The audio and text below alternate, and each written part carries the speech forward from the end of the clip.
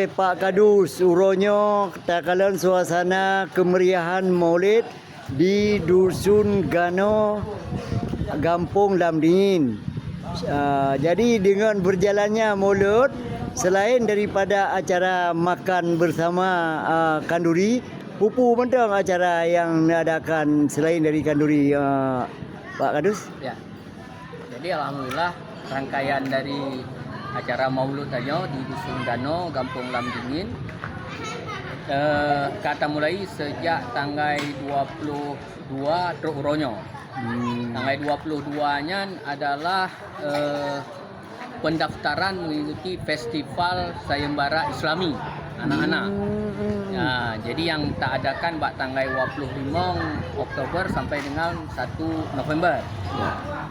Jadi anak-anak tajuk motivasi, tajuk semangat, awaknya berlomba sehingga na nilai kebahagiaan karena na juara sa, juara 2, juara le. Tak dukung lah untuk pendidikan agamanya tak dukung.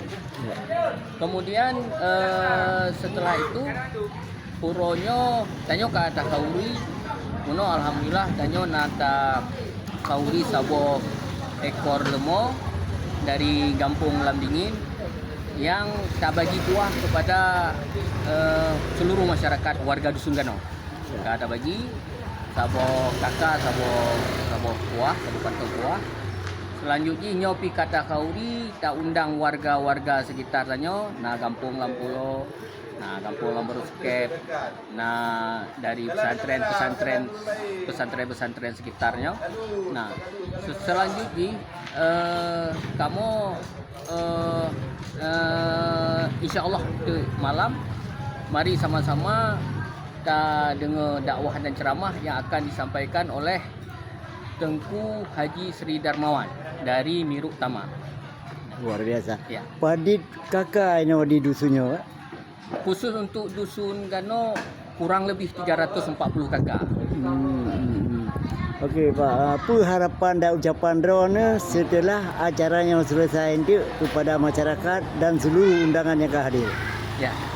Yang pertama harapan tanyo peringatan Maulid Nabi besar Muhammad SAW-nya adalah bagaimana seluruh masyarakat meningkatkan kembali rasa kecintaan kepada Rasulullah dalam artian kiban cara danyo lampudip huro-huro danyo tak contoh kiban perilaku dari Rasulullah untuk kehidupan bermasyarakat.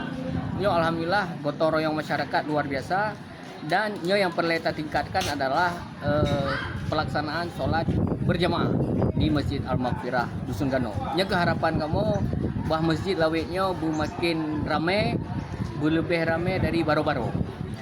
Ya. Okey. Beres Nyo jame dari desa lain. Desa Lam Dingin, Lampulo, Dea Raya, Syakwala, juga Lamberusket. Ya. Ada beberapa kampung tetangga lainnya yang hadir pada acara Maulid Nabi Isa SAW di Dusun Gano, Kampung Lam Dingin. Luar biasa. Masjid Al-Maghfirah. Ayam bila pura. Beserta juga dari daerah.